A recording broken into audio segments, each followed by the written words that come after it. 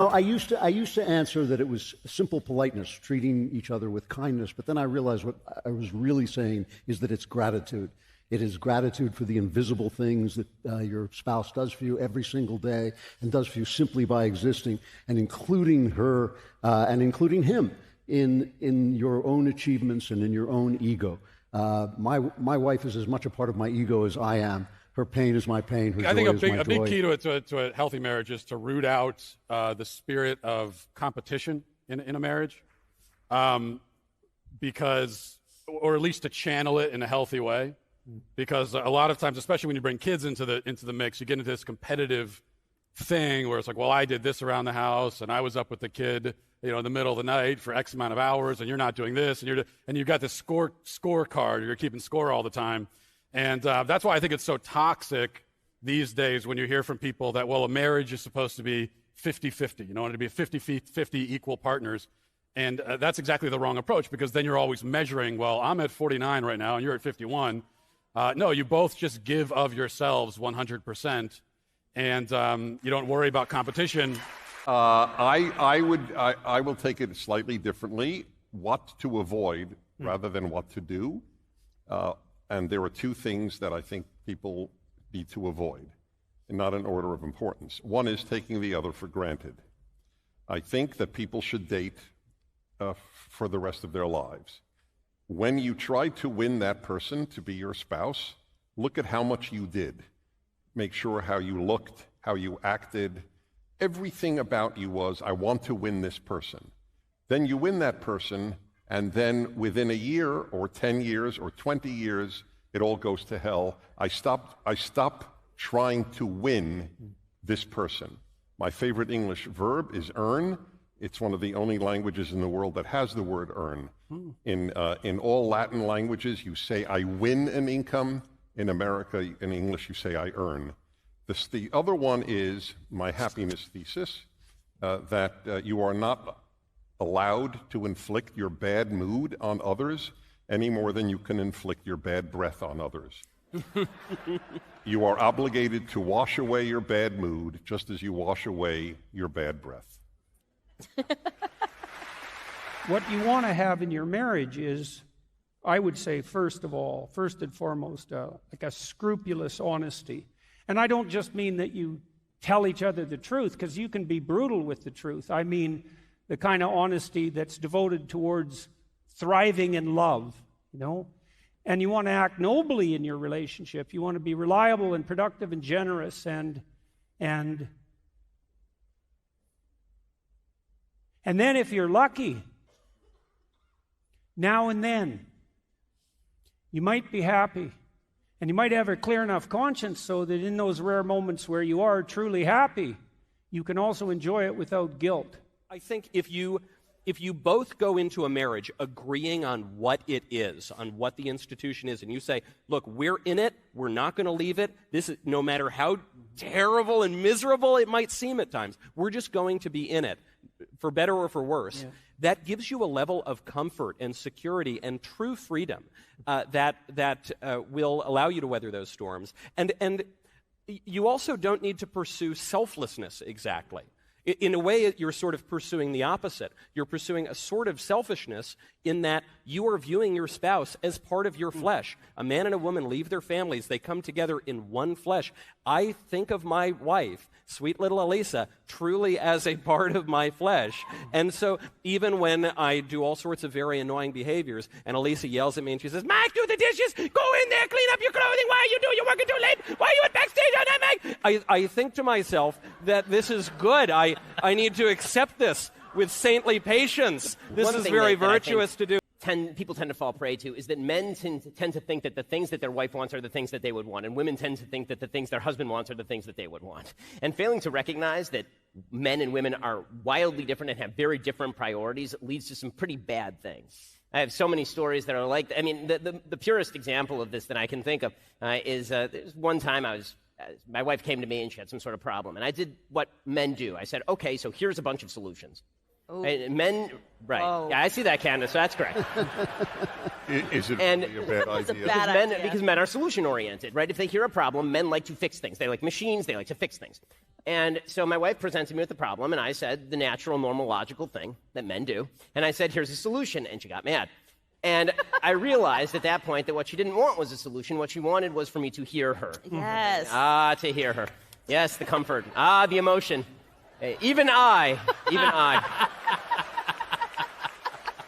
And so at that point, we set up a rule in my home. And the rule goes like this. When my wife comes to me with a problem, I say to her, is this a solutions problem or is this a conversation where you want me to hear you? And my wife has been kind enough, knowing my shortcomings, to actually abide by this rule and answer the question straight, that she doesn't actually want the problem solved. One other example of this sort of disconnect, because I think the truth is that I think that what women actually want, to speak for women as I'm an expert. I mean, I could be one. I mean, it could be anything. What women predominantly want is to be heard and protected by the man that they are with. They want to be heard, and they want to be understood, and they want to be protected by the man that they are with. And because that is the best characteristic about the husband and father. And what men want is respect, food, and sex. Those are the things that men want. It isn't that difficult. We're real simple. So all you ladies are like, man's a mystery. He's not a mystery. I promise you, you provide him all three of these things, and he will be a happy camper. One of the practices that my wife and I have that really helped us a tremendous amount more recently when we were both recovering from very serious illnesses is we had instituted a policy of regular dates. And probably 25 years ago, maybe longer, and that was at her impetus. I was resistant to the idea to begin with, but not for long. And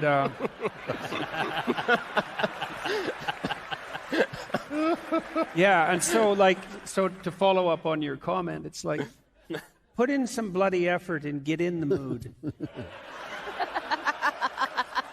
Both of you, right? Both of you. Yeah. Because it's not, when you're exhausted with kids, when you've worked all day, and you're kind of up to here and you're tired, it's easy to drop the intimate part of your marriage to number 11 on a list of 10 priorities. And then that's just not a good long-term strategy. And so when you're an adult with adult responsibilities, you have to carve out the time and you have to make a willful effort. And as Dennis just pointed out, that's way too important to have it depend on something like unpredictable and arbitrary whim. And on the part of both partners. Yeah. So I agree that you need honesty in your marriage. Absolutely. You need honesty in all of your relationships, including your relationship with yourself, which is where most of the real lies happen in the world. But I think that, kind of to your point, Matt, I think that there's a difference between honesty as a general statement and honesty in the specifics. So, for example, I believe that the fantasy of marriage is part of what destroys so many marriages in the modern age. I don't want to live in a fantasy relationship with my wife. I want to live in a very real relationship with my wife. And so I don't want my wife, for example, to think a bunch of fanciful things about the foundations of our marriage. I don't want her to think, I think you're the most beautiful woman in the world. I mean, Mila Kunis exists, and my wife knows that Mila Kunis exists. I don't believe my wife selected me on the basis that I'm the most beautiful man in the world. Clearly. In some ways, believing in those sort of fanciful notions actually diminishes the value of the choice that we make in selecting our spouse. And so I want my wife to know very, very truthfully what a man is, distinct from what a woman is, what the burdens of a man are, very distinct from what the burdens of a woman are. I don't want her to live in an illusion, and I don't want to live in an illusion. But I don't tell her every time that I think a waitress is hot. That's a very specific piece of information that is my burden to carry. I don't want her... I don't want her to think that I don't think waitresses are hot, right? I don't want her to think that men are the same as women, or that I'm better than I am. But I also don't want to burden her with all the particulars. And I think that's kind of part of what you're saying, is that we do have to carry part of this. I have a lot to say on the topic of marriage. I've had the honor of officiating 24 or more weddings, some for people who are here, people who are very dear to me, lifelong friends. I got to pastor a church for many, many years in Los Angeles. Even our friend Laurel, who's here today, I had the honor of marrying her to her husband. And so I've had the opportunity to think a lot about if you're going to take on the responsibility of officiating a wedding, you have an obligation to try to impart some pieces of wisdom to people before you do it. And a lot of it's very practical. Don't go tit for tat. Don't keep score. You know, when you have to give each other the right to criticize one another. You can't navigate 40, 50, 60 years of life with someone who has no opportunity to criticize you. Men and women are different. You're going to have different needs. Don't try to place your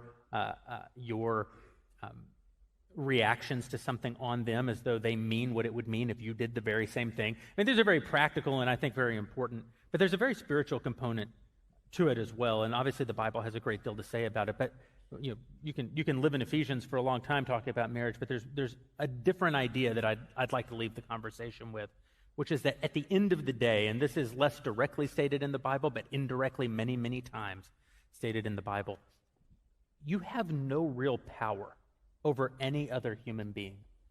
If you do, it's not a God-given power. You have no right to the power that you have over them. You certainly can't change anyone for the better through coercion.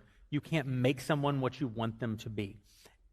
And yet there is a paradox which says, in any meaningful relationship, if you work on fulfilling your role to the best of your ability and beyond, if you work on bettering yourself, if you work on putting into a relationship all that you can, it's not a recipe that says, if you do this, it will change them. In fact, if you pursue it on that basis, it almost certainly will not work. But the paradox is, if you pursue it simply because it is the right thing to do, it has some mystical effect on the other. It's almost as though there's a God and he knows the heart of man, and he knows the difference between things that are motivated out of the good and things that are motivated out of only the selfish. And when you pursue being the best husband that you can be, it creates in your wife at least the opportunity for her to be the best wife that she can be. When you are the best wife that you can be, it creates in your husband the opportunity to be the best husband that he can be. Very good.